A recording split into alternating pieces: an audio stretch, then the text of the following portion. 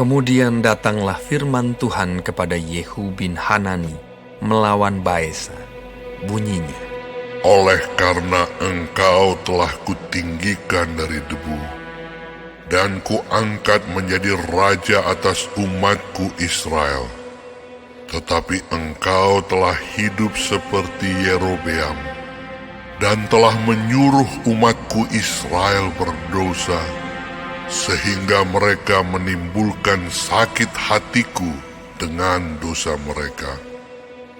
Maka sesungguhnya aku akan menyapu bersih Baesa dan keluarganya. Kemudian aku akan membuat keluargamu seperti keluarga Yerobeam bin Nebat. Siapa yang mati daripada Baesa di kota akan dimakan anjing, dan yang mati daripadanya di padang akan dimakan burung yang di udara. Selebihnya dari riwayat Baesa dan apa yang dilakukannya dan kepahlawanannya, bukankah semuanya itu tertulis dalam kitab sejarah raja-raja Israel? Kemudian Baesa mendapat perhentian bersama-sama dengan nenek moyangnya, dan ia dikuburkan di Tirza. Maka Ela, anaknya, menjadi raja menggantikan dia. Juga dengan perantaraan Nabi Yehu bin Hanani, firman Tuhan telah datang melawan Baesa dan melawan keluarganya. Baik karena segala yang jahat yang telah dilakukannya di mata Tuhan, sehingga ia menimbulkan sakit hati Tuhan dengan perbuatan tangannya. Dan dengan demikian menjadi sama seperti keluarga Yerobeam, maupun oleh karena ia telah membunuh Yerobeam. Dalam tahun ke-26 zaman Asa, Raja Yehuda, Ela, anak Baesa, menjadi raja atas Israel di Tirza. Ia memerintah 2 tahun lamanya.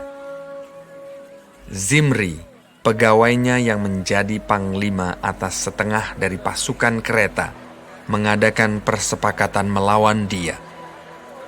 Ketika ia minum-minum sampai mabuk di Tirza, di rumah Arza yang menjadi kepala istana di Tirza, datanglah Zimri, lalu membunuh dia dalam tahun ke-27 zaman Asa, Raja Yehuda, dan ia menjadi raja menggantikan dia. Pada waktu ia menjadi raja itu, segera sesudah ia duduk di atas tahtanya, ia membunuh seluruh keluarga Baesa. Tidak ada seorang laki-laki pun daripadanya yang ditinggalkannya hidup, juga kaumnya dan teman-temannya. Demikianlah Zimri memunahkan seluruh keluarga Baesa, sesuai dengan firman Tuhan yang diucapkannya kepada Baesa dengan perantaraan Nabi Yehu.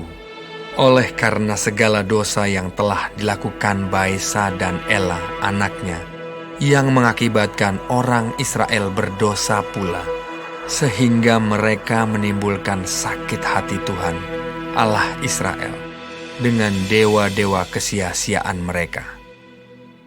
Selebihnya dari riwayat Ela dan segala yang dilakukannya, bukankah semuanya itu tertulis dalam kitab sejarah raja-raja Israel? Dalam tahun ke-27 zaman Asa, Raja Yehuda, Zimri menjadi raja. Ia memerintah 7 hari lamanya di Tirza, sedang rakyat berkemah mengepung Gibeton yang termasuk wilayah orang Filistin. Setelah rakyat yang berkemah itu mendengar orang mengatakan, Zimri telah mengadakan persepakatan, dan ia pun telah membunuh raja. Maka pada hari itu juga, di tempat perkemahan, seluruh Israel menobatkan Omri, panglima tentara, menjadi raja atas Israel. Kemudian Omri dengan seluruh Israel maju dari Gibeton, dan mereka mengepung Tirza. Segera sesudah Zimri melihat bahwa kota itu telah direbut, masuklah ia ke dalam puri istana raja, lalu membakar istana raja itu, sedang ia sendiri ada di dalamnya, dan ia mati. Oleh karena dosa-dosa yang telah dilakukannya dengan melakukan apa yang jahat di mata Tuhan, serta hidup menurut tingkah laku Yerobeam dan menurut dosa Yerobeam yang mengakibatkan orang Israel berdosa pula. Selebihnya dari riwayat Zimri dan persepakatan yang diadakannya, bukankah semuanya itu tertulis dalam kitab sejarah raja-raja Israel? Pada waktu itu bangsa Israel terbagi dua. Sebagian dari bangsa itu mengikuti Tibni bin Ginat dan bermaksud mengangkat dia menjadi raja, dan sebagian lagi mengikuti Omri. Tetapi rakyat yang mengikuti Omri lebih kuat daripada rakyat yang mengikuti Tibni bin Ginat. Sesudah Tibni mati, maka Omri menjadi raja. Dalam tahun ke-31, zaman Asa, Raja Yehuda, Omri menjadi raja atas Israel, dan ia memerintah 12 tahun lamanya. Di Tirza, ia memerintah 6 tahun lamanya. Kemudian ia membeli gunung Samaria daripada Semer dengan 2 talenta perak. Ia mendirikan suatu kota di gunung itu dan menamainya Samaria, menurut nama Semer, pemilik gunung itu. Omri melakukan apa yang jahat di mata Tuhan, dan ia melakukan kejahatan lebih daripada segala orang yang mendahuluinya. Ia hidup menurut segala tingkah laku Yerobeam bin Nebat, dan menurut dosa Yerobeam yang mengakibatkan orang Israel berdosa pula, sehingga mereka menimbulkan sakit hati Tuhan, Allah Israel, dengan dewa-dewa kesia-siaan mereka. Selebihnya dari riwayat Omri, apa yang dilakukannya dan kepahlawanannya, bukankah semuanya itu tertulis dalam kitab sejarah raja-raja Israel? Kemudian Omri mendapat perhentian bersama-sama dengan nenek moyangnya, dan ia dikuburkan di Samaria. Maka Ahab, anaknya, menjadi raja menggantikan dia. Ahab, anak Omri, menjadi raja atas Israel dalam tahun ke-38 zaman Asa, Raja Yehuda. Dan Ahab bin Omri memerintah 20 tahun lamanya atas Israel di Samaria.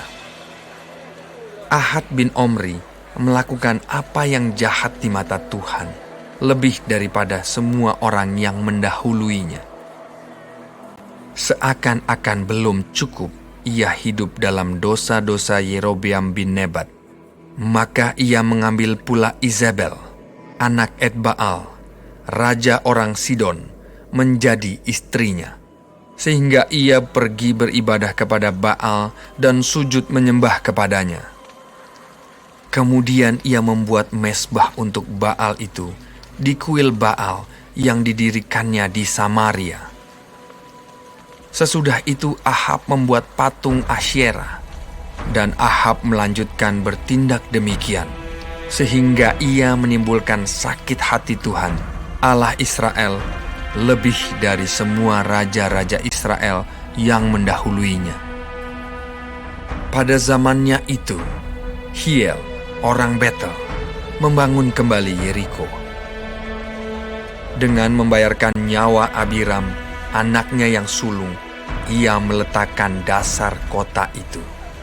Dan dengan membayarkan nyawa Segub, anaknya yang bungsu, ia memasang pintu gerbangnya, sesuai dengan firman Tuhan yang diucapkannya dengan perantaraan Yosua bin Nun.